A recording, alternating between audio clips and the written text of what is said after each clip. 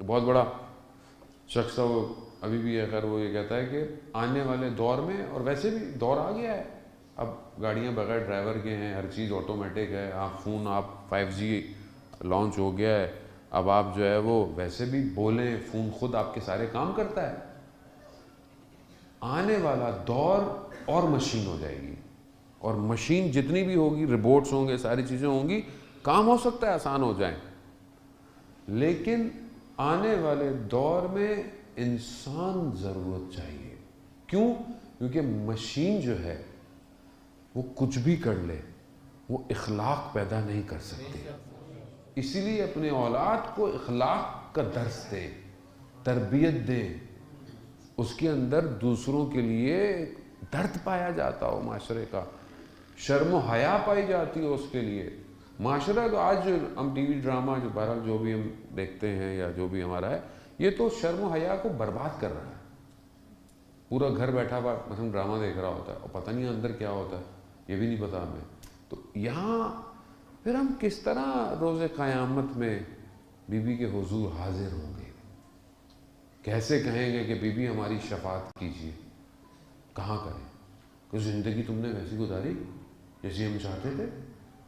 شخص مدینہ کا رہنے والا تھا، اس نے اپنی زوجہ کو بھیجا بی بی کی خدمت میں کہ ہمیں بتائیں کہ ہمیں کس طرح رہنا چاہیے، کیا کرنا چاہیے. تو وہ آئی اور بی بی سے سوال کیا. بی بی نے کہا کہ جو امر ہم نے کہا ہے اس پہ عمل کرو، جس سے ہم نے کہا ہے دور ہو جاؤ، اس کو چھوڑ دو، بس یہی تو کامیاب ہو. وہ جب جا کے انہوں نے بتایا تو وہ شخص گریے کرنے لگ گیا، رونے لگ گیا. کہا کہ دوبارہ جا کے بی بی سے سوال کرو. کہا بی بی خدمت میں کہو کہ جو آپ نے امر کہا ہے، یعنی جو آپ نے کہا ہے کہ ہماری اطاعت کرو، ایسے ایسے ایسے کرو، یہ تو میں انجام نہیں دیتا، تو میں ساری زندگی میں سارے کام ایسے نہیں کرتا، اور جن چیزوں آپ نے منع کیا سب ساری چیزیں میں چھوڑ نہیں پاتا، تو کیا ہوگا ہمارا؟ یعنی پھر تو میں نقصان میں ہوں.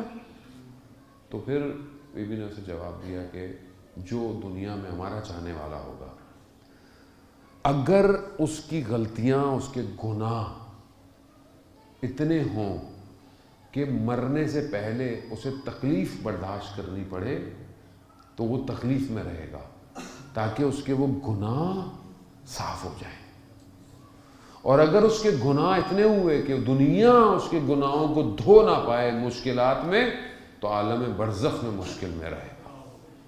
اور اگر عالم برزخ اس کے گناہوں کو نہ دھو پائے تو اسے قیامت والے میں جہنم کے اندر کچھ عرصے جلنا پڑے گا تاکہ پاک ہو، پھر اسے جنت میں بلایا جائے گا.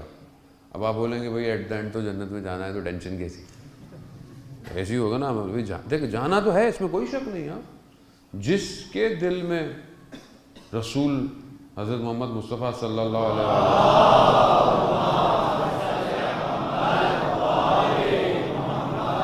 اور ان کی اولاد کی محبت ہے تو وہ شک نہ کرے کہ وہ جنت میں نہیں جائے گا.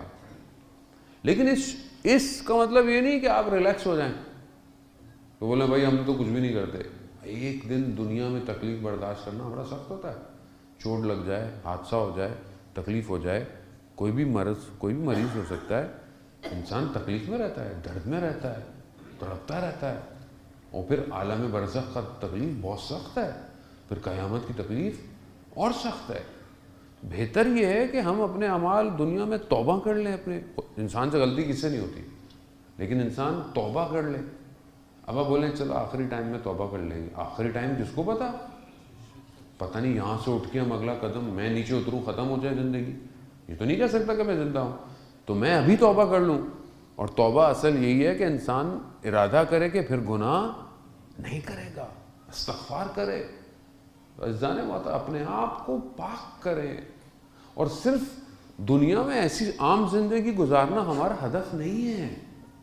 ہمارا اصل ہدف اپنے وقت کے امام کی نصرت ہے.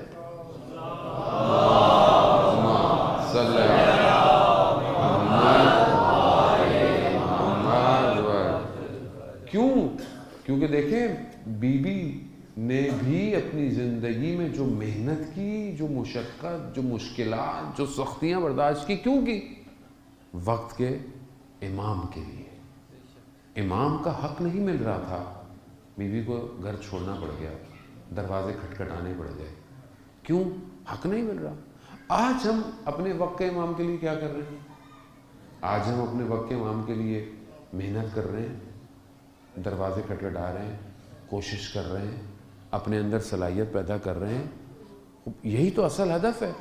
تو اس کا مطلب ہے کہ نارمل زندگی ہم نے نہیں گزارنی، اپنے وجود میں ایسی چیز پیدا کرنی ہے۔ وہ تبھی پیدا ہوگی کہ جب آپ معرفت کریں گے کہ میں جا کر رہا ہوں، میری زندگی کا مقصد کیا ہے، میری زندگی کا ہدف کیا ہے۔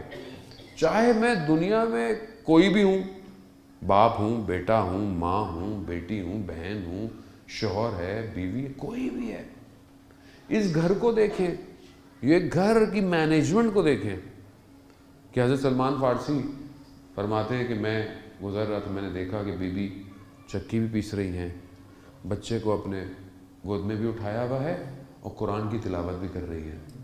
یعنی گویا گھر کی مینجمنٹ، گھر کے کام بھی کرنے ہیں، بچے کی تربیت بھی کرنی ہے، ذکر الہی بھی کرنا ہے۔ تو ہم اپنی زندگیوں میں دیکھیں کہ کیا ہم یہ سارے کام کر رہے ہیں نہیں کر رہے؟ قرآن کی تلاوت کر رہے ہیں کہ نہیں کر رہے؟ کتنی کرتے ہیں قرآن کی تلاوت؟ دنیا جہان کی خبریں پڑھوا لیں ہم سے، واٹس ایپ کے 100 میسج، 1000 میسج پڑھوا لیں آپ، فیس بک کے سارے سٹیٹس دیکھ لیں، لیکن قرآن پڑھنا تو سخت ہے، ظاہر ہے نفس رکاوٹ بن جاتا ہے۔ اور یہی وجہ ہے عزیزان محترم، آج ہم لوگ سمجھتے ہیں ہماری زندگی میں بڑی پریشانیاں ہیں، چاہے وہ فائنینشیل ہوں، چاہے وہ بیماری ہو کے اندر ناچاکیاں ہوں، ایک دوسرے سے ناراضگیاں ہوں۔ کیوں ہے؟ اس کی اصل وجہ یہ ہے کہ کلام الہی ہمارے وجود میں نہیں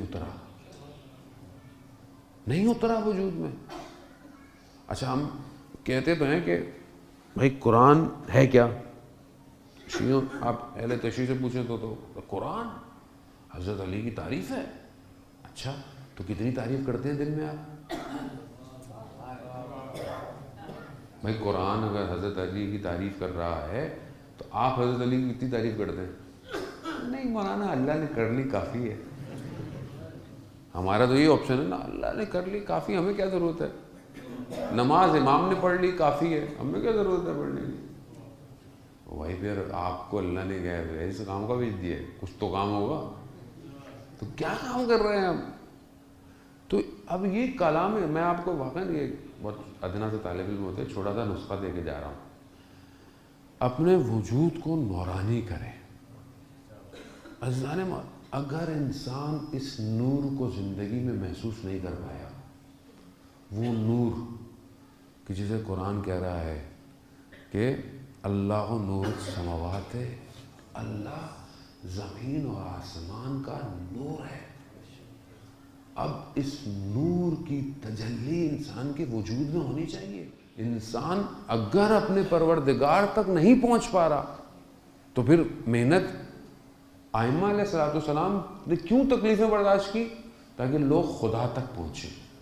1,24,000 پیغمبر کیوں آئے؟ کہ لوگ توحید تک پہنچے۔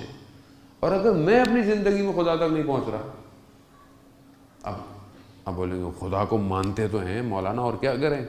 نہیں، ماننا نہیں ہے، قرب الہی حاصل کریں، خدا کے نزدیک ہوں۔ خدا کو جگہ نہیں ہے، خدا کسی مقام کا محتاج نہیں ہے، خدا ہر جگہ ہے۔ خدا قرآن میں کہتا ہے میں تمہاری شہرک کے قریب ہوں، مگر خدا تو قریب ہے، میں دور ہو گیا ہوں، میں اسے یاد نہیں کرتا، میں اس کو بات نہیں کرتا، میں اسے محسوس نہیں کرتا۔ آیت اللہ عظمہ بہجت رضوان اللہ تعالیٰ علیہ فرماتے تھے کہ اگر کوئی خدا کے وجود کا احساس کر لے کبھی گناہ نہیں کرے گا۔ اگر آپ کو پتہ چل جائے کہ خدا ہے، دیکھ رہا ہے، کبھی غلطی نہیں کرے گا۔ اور مثال کے طور پر آپ روڈ پہ جا رہے ہیں، کیمرے لگے ہوئے ہیں، تو آپ سگنل نہیں توڑیں گے کہ کیمرہ لگا ہے چالان ہو جائے گا، یا پولیس والا کھڑا ہوا ہے، شریف ہو جاتا ہے آدمی بالکل۔ سیٹ بیلٹ بھی پہن لے گا, فون بھی نہیں اٹھائے گا, کیونکہ آپ کو پتا ہے بھائی جرمانہ ہے. کیوں؟ وہ دیکھ رہا ہے, یہ تو دیکھتا ہوا نظر آ رہا ہے, وہ جو دیکھ رہا ہے ہر وقت. علم یعلم بأن اللہ یرا, تم نہیں جانتے کہ خدا تمہیں دیکھ رہا ہے؟ عزاداروں کس بات میں تم کم ہو.